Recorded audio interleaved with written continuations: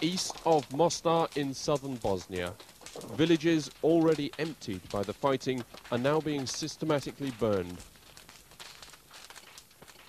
What's emerging from this devastation is a depopulated buffer zone between land held by the Bosnian Defence Force, the Croats and Muslims, and the Serbian forces to the east. With the bridges destroyed, the only route into this area, a makeshift platform over a hydroelectric dam held by the Bosnians. Some of their political leaders now say the Serbs who left their wreckage of war on Mostar's mountains should never return here, even in times of peace.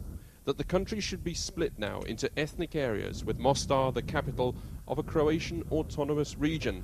Mostar's Muslims call this a stab in the back.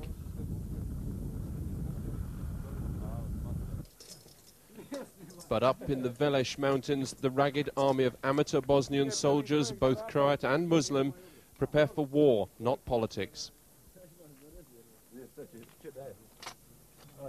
These men were cleaning their weapons for what their commander had said would be a major territorial assault on land held by the Serbs. Okay, each one of you will get one meal and you'll go up to the crossing by truck, group by group. From there we'll go by another truck as far as it's safe. And with that, battle rations were distributed, some of them bearing NATO's blessing. They moved out knowing they're completely outgunned by the Serbs, but knowing also it is this ragtag army which is gaining territory over these mountains. Under cover of darkness, they moved into position. And at 4:30 a.m. the assault began. By dawn, the Bosnian Defence Force were optimistic. Recent pushes showed that when attacked, the Serbs pulled back their artillery. The few Bosnian tanks repositioned after firing to avoid incoming shells. But few shells came in at first. The Bosnian Defence Force shelled Serbian artillery positions 2 miles out across this high plateau.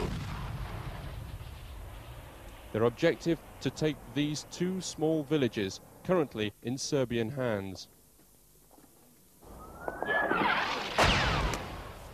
Then, suddenly, the Serbian artillery opened up. This was not supposed to happen.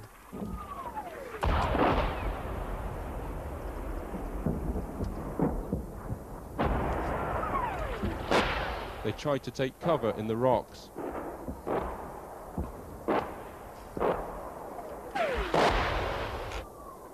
Ciao.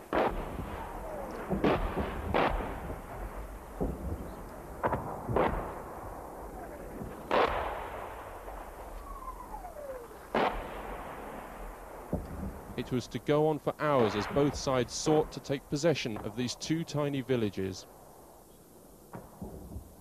This artillery battle has now been going on for more than 3 hours as Bosnian forces attempt to push back the Serbians, who are backed by the JNA, over the mountaintops and over the valleys.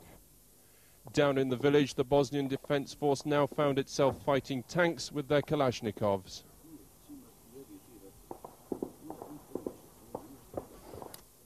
High on the ridge, after 5 hours of fighting, Bosnian soldiers scrambled for their lives from a mountain bunker as Serbian artillery began to pound them too.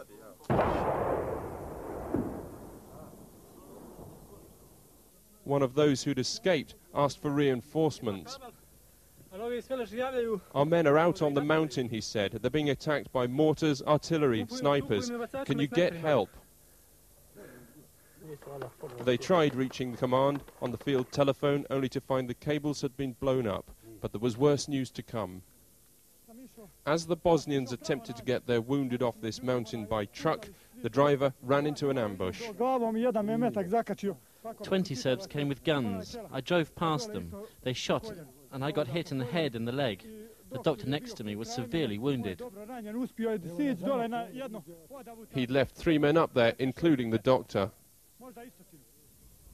The Yugoslav army says it's left Bosnia, but we were to witness countless pinpoint artillery strikes like this one on a mountaintop radio transmitter.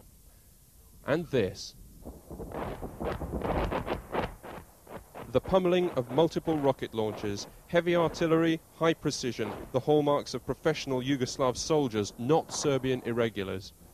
Also under multiple rocket attack, the Bosnian commander Jasmin Jaganjac. He said his men had somehow advanced nearly a mile despite the heavy ground and air strikes. We're fighting against so many weapons. Today you saw there's a huge amount of cannons, multiple rocket launchers, mortars, howitzers, various artillery, tanks, and even aircraft. They fired 3 napalm bombs and 2 rockets. His men will continue to push their guerrilla assaults against the heavy armor, he says. There is talk here only of military victory, not of political solutions, and the mountains remain a place of total war, a place apart, away from the EC, the UN, where only a single track connects the battlefield to the outside world for those returning alive or dead. Alex Thompson, ITN, in the Veleš Mountains. Alex Thompson, News at 10, in the Veleš